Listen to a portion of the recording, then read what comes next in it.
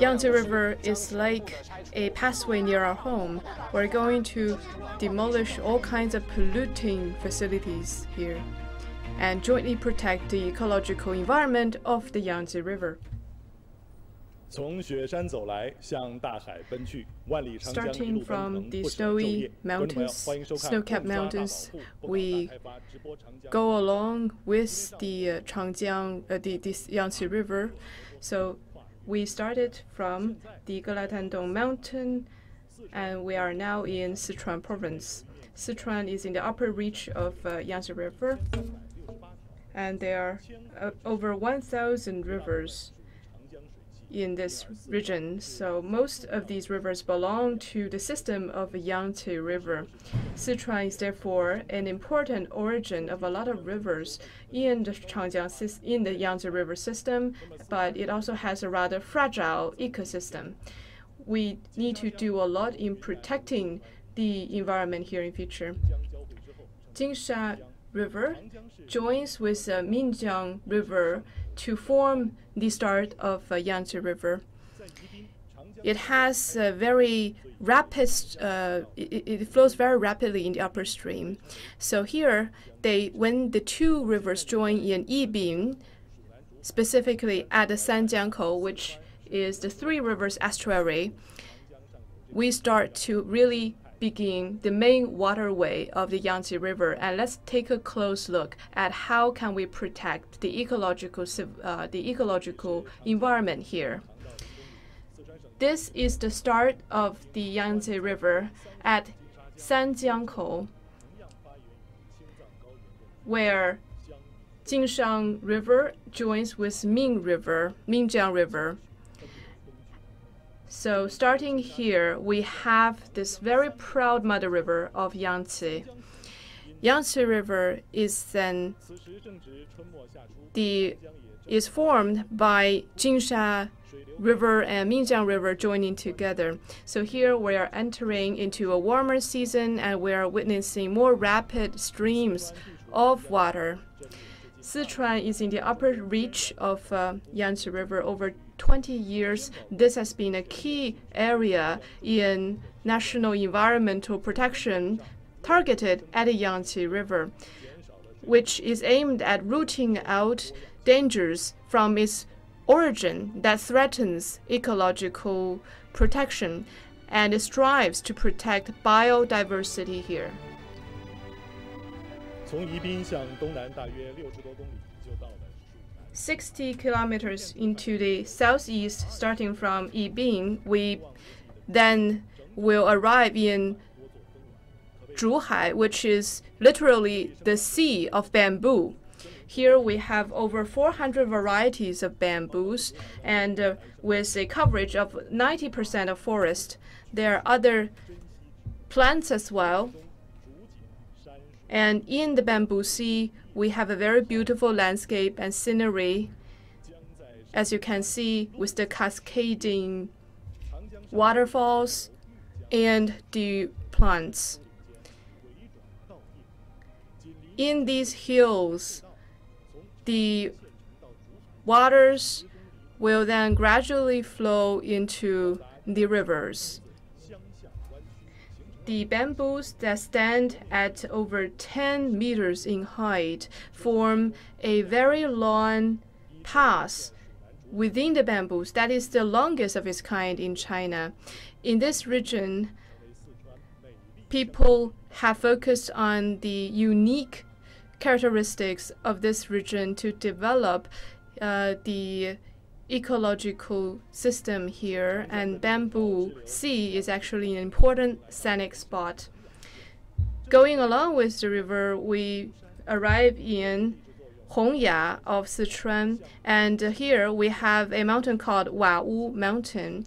It has a sloping shape, and from different angles we can see the mountain resembles the top of the roof of a house, and that is why we call it Wahoo Shan, which means roof mountain in Chinese. And here we have a lot of blooming flowers in this season. As you can see, the red flowers are cuckoos. Oh, sorry.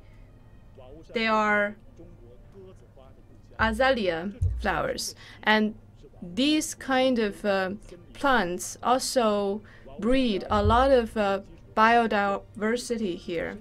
In 2012, the mountain decides to upgrade it into a new scenic spot, and that will be open to public after 1 month. Just now, we have brought to you the beauty and ecological protection measures along the river there. And now, at Sanjiangkou, we are actually going to provide an aerial photography of this place. So, are we ready to take off?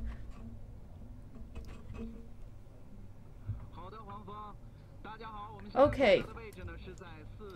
So, we are now at Cuige Mountain of Yibin City in Sichuan, and now I'm ready to take off.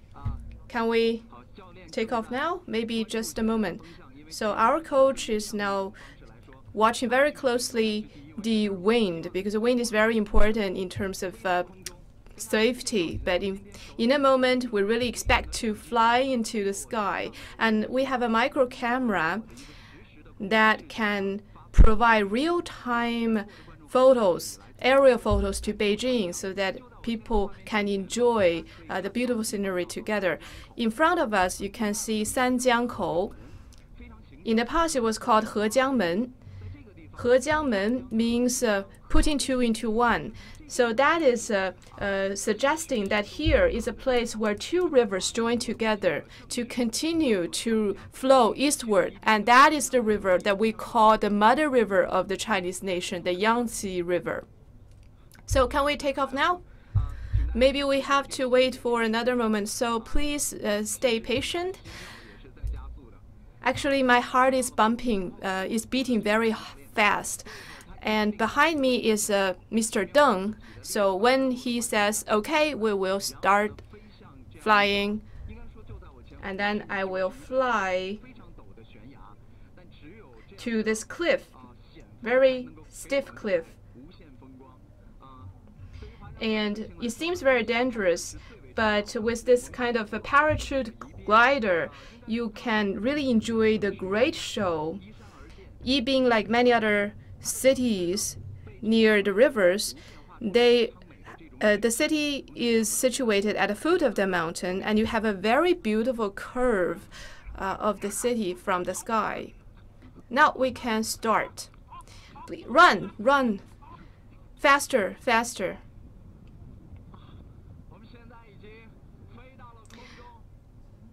Now we are up in the sky.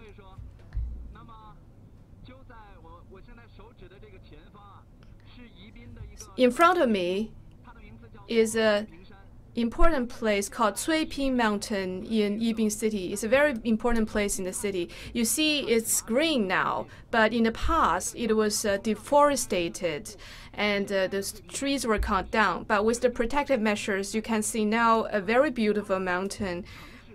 It's the second largest mountain within cities in China. And under us, we see the Minjiang River. And as we bring to you this live broadcast, we can actually find there's more water in the river. So it has entered into this spring with increased water amount, and then in summer it will turn into a even stronger river with more water volume. So it's like the life stages of a person. Now it's like a girl, and then in the summer it will be a very strong man. If you walk around near the river, you'll find that Yangtze River is surrounded by the beautiful belt of forests in the upper reach.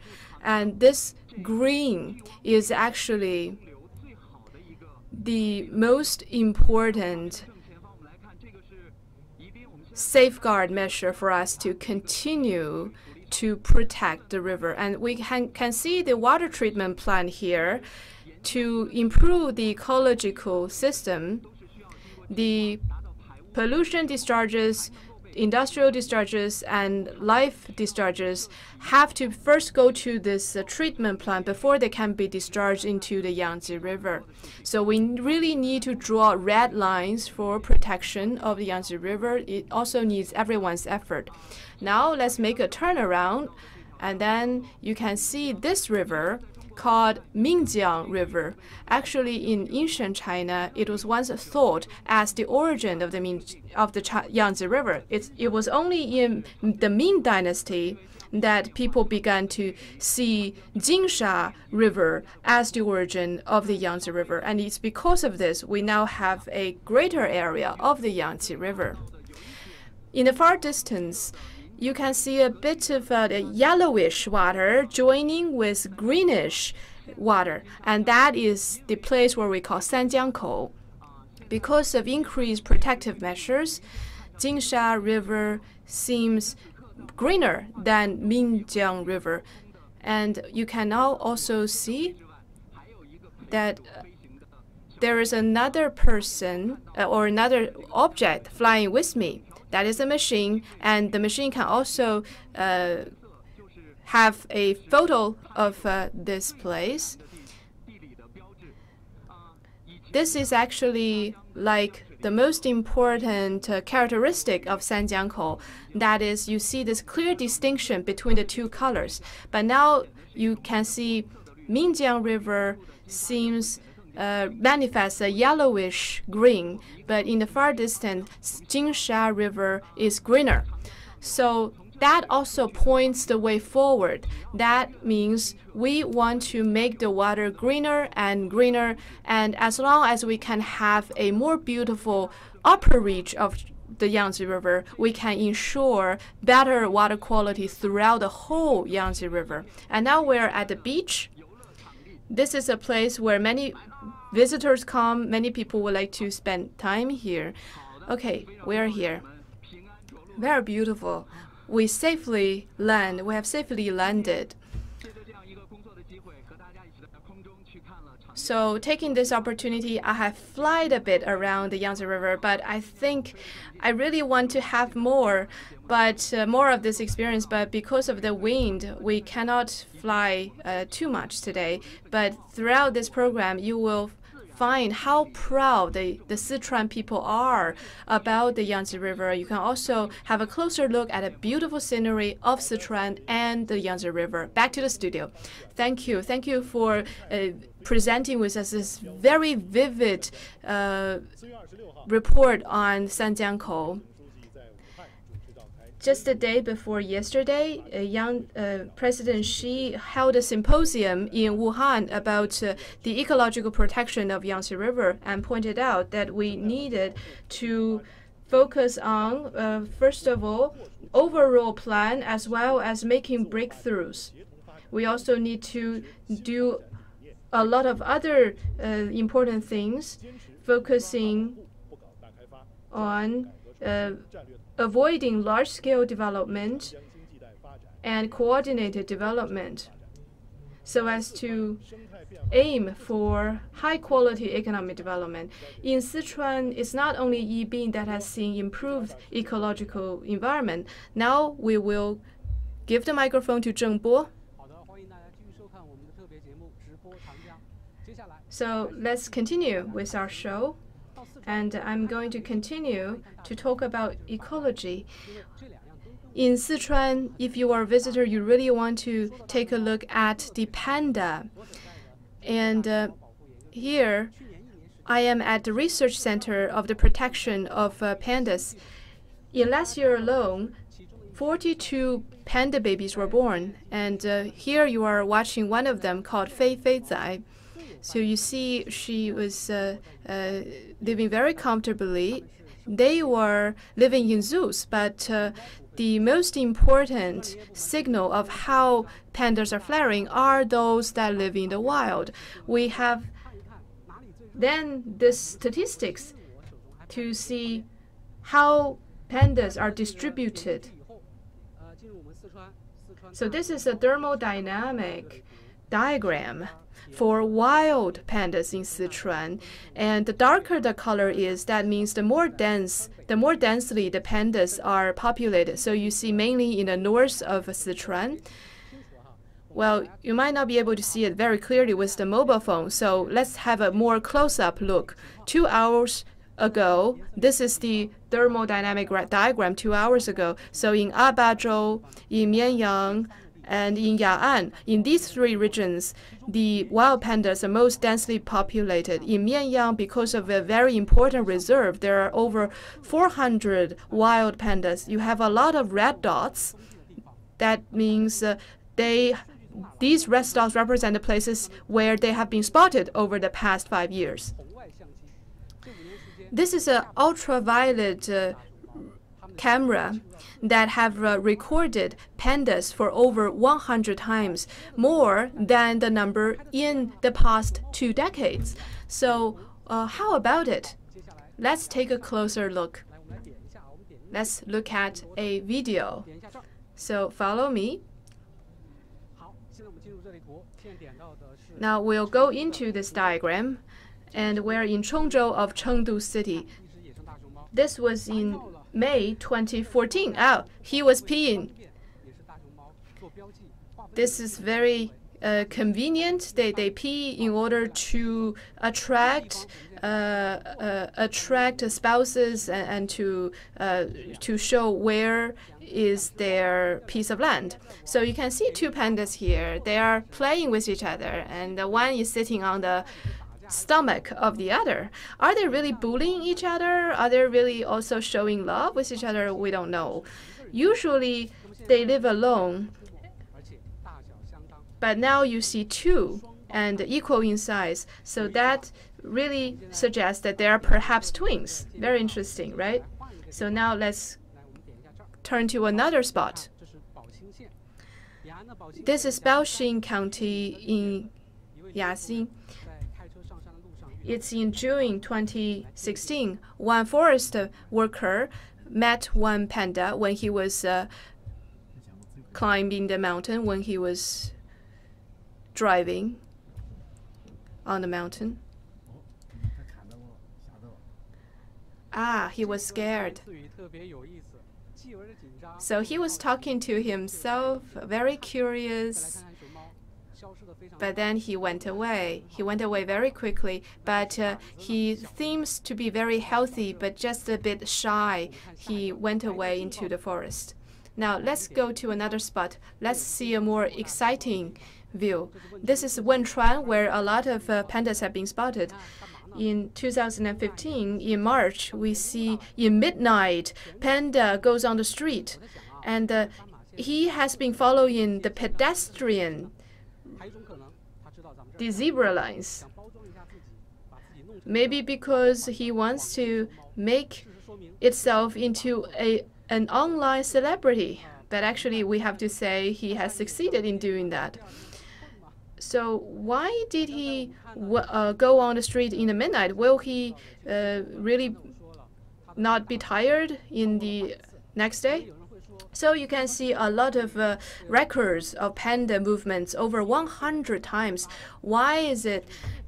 Because of the technological development. Another important thing is the Bureau of Forestry and Grassland have done another survey of wild pandas, and it shows that 70% of wild pandas in China live in Sichuan. Most of them are observed in the Yangtze River basin. Why is that? It's because of natural conditions, and it's also because of the protective measures in the upper reaches of Yangtze River in recent years.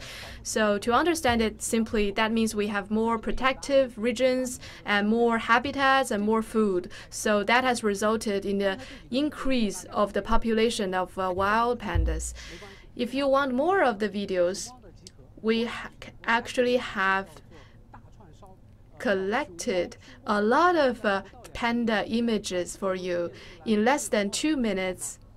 Can you see how many pandas are there? Let's enjoy together.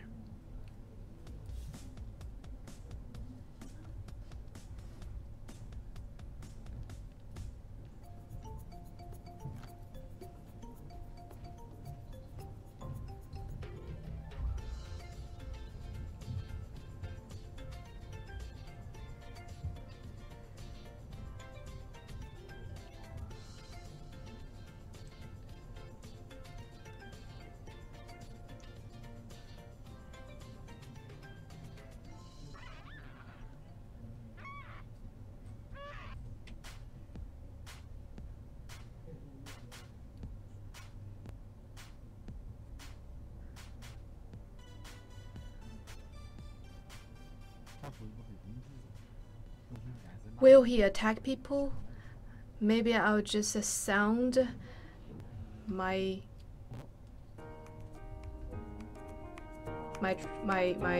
horn, whether he will go away.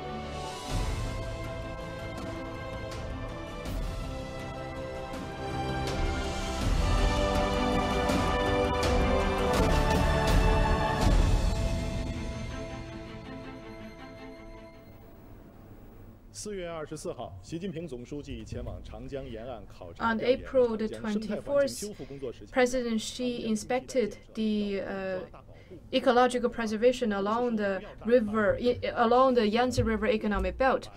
He said that it's not that we cannot have development here, but we need to put ecology first to protect the mother river of China. We should not do destructive development here.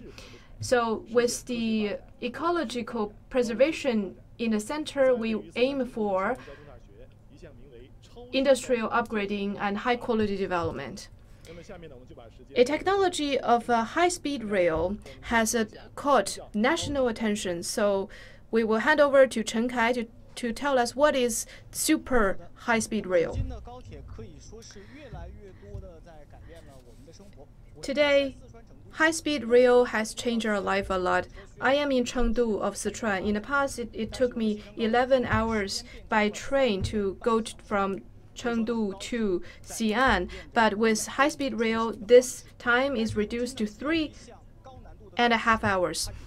And now we have another breakthrough in high-speed rail. It's called super high-speed rail. It's also called capsule high-speed rail that has utilized vacuum tube and magnetic levitation. Safety is, of course, one of the most important considerations, and this breakthrough is about to be made in Xi'an Jiaotong University. This is very possible. So beside me, we have an expert from that university, Mr. Deng. After knowing Mr. Deng, I began to understand that there are various ways for maglev. For example, some maglev will need, to run before they can really go with a very high speed, like when a plane takes off. So, can you talk about the characteristics of a super high rail? Well, without power, it can actually stay still, levitated, and this we have permanent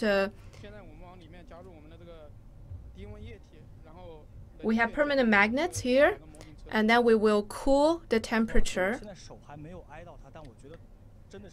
I feel so cold even if I haven't touched it, because it's liquid nitrogen, and it can be as cold as minus 196 degrees Celsius, and then you can see how it works under such cold temperature. This is a business card, and then I can put it on the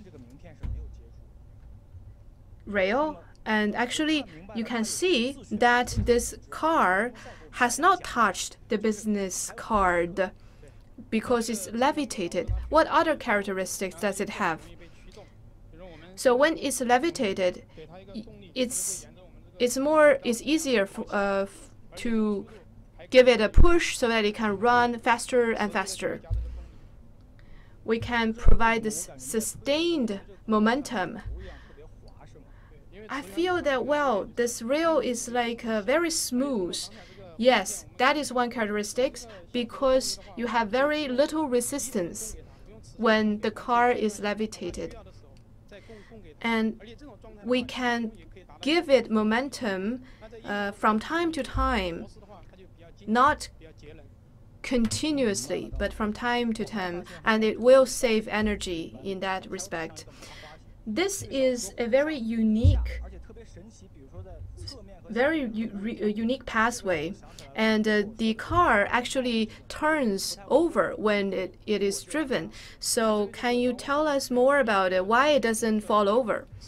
This is another important characteristic of maglev.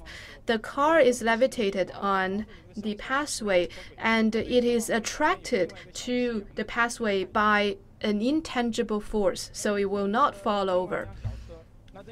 This is another model car. We also have a superconductor, and we will give it a push in a horizontal direction. So when it turns, how can it fight against the centrifugal force? The car is only 300 grams in weight, but a real car will be much heavier and will bear more superconductors. That will make sure that this car is run very safely. So super high-speed rail and superconductor car is what has been talked about. But is that super high-speed rail?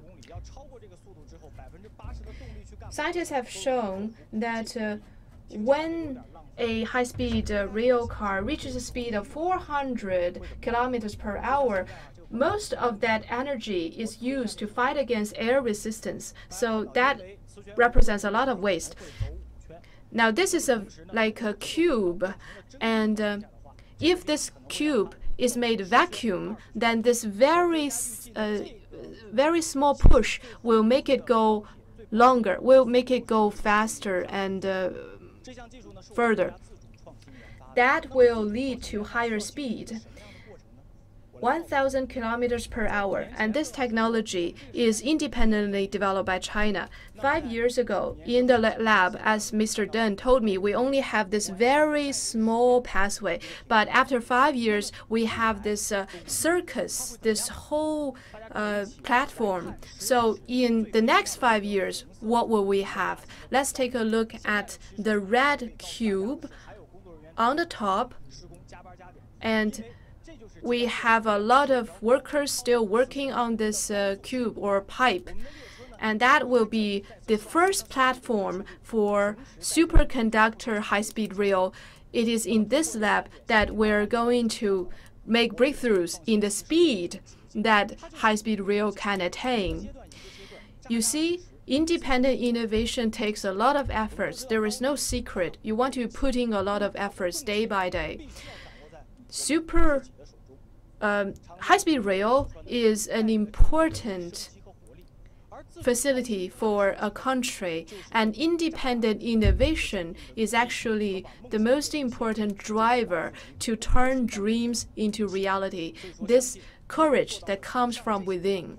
So if we can manage all these, we will be very confident to be able to use this super high-speed rail. Thank you for your introduction to super high-speed rail. Actually, from Sichuan to the regions south of the Yangtze River, the Yangtze River economic belt is a very important artery of China's economy.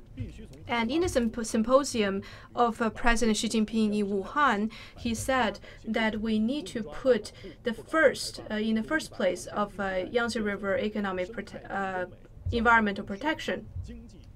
Without large-scale development, and we want to have a more coordinated development of the Yangtze River economic belt, where we put ecology first and focus on green development. So now let's take another look at the beautiful scenery along the Yangtze River. Here you are watching 百龟拜寿, an important scenic spot. You have countless mountain tops that look like the back of turtles surrounding a beast. You have to get up very early in the morning in order to see this scenery. When the temperature turns warmer, you can see this beautiful scenery. And this scenery was presented at the opening ceremony of the 2008 Beijing Olympics. And the images that you are now watching were shot by our journalists 2 weeks ago. They spent 10 days in order to get this beautiful scenery. And down we can see patches of farmlands. And there are also hills that resemble the backs of turtles. We have rolling clouds that make you feel you are like an immortal walking on the clouds. You have mountains and mountains, greenery upon greenery. And this has made us feel so pleased and so privileged to be here, as if we are in a fairy tale land, as if we are in a wonderland. And we can also see patches of lakes, and they seem like pearls. They seem pearls scattered around the bamboo sea. We have ripples in the breeze against the green bamboo seas. This is an important ecological barrier in the upper reaches of the Yangtze River.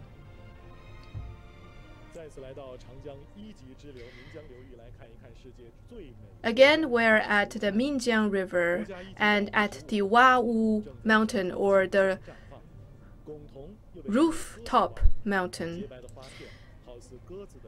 We have blooming flowers called gongtong in Chinese that resemble the wings of doves.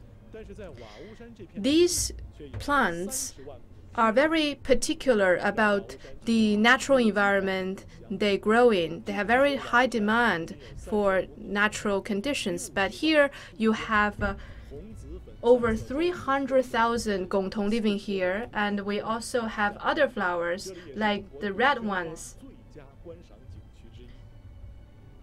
The red flowers are azalea. This is the best place to view azalea in China. We have a lot of biodiversity here.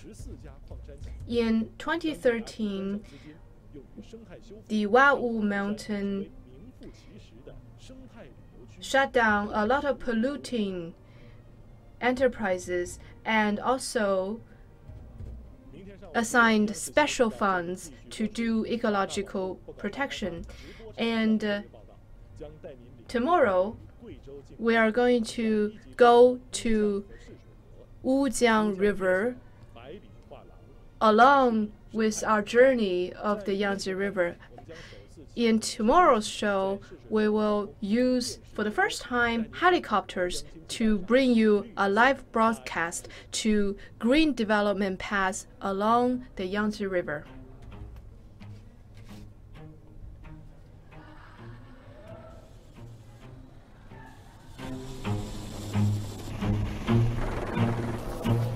I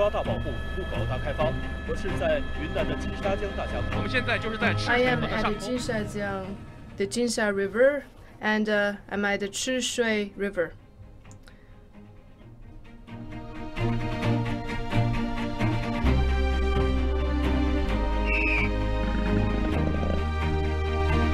大保护，不搞大开发。我是中央广播电视总台记者陈琦，这里是长江源台。I am Chen. We don't want large-scale development here in this mother river. Yangtze River is like a pathway near our home. We want to shut down all the polluting enterprises here to protect the mother river.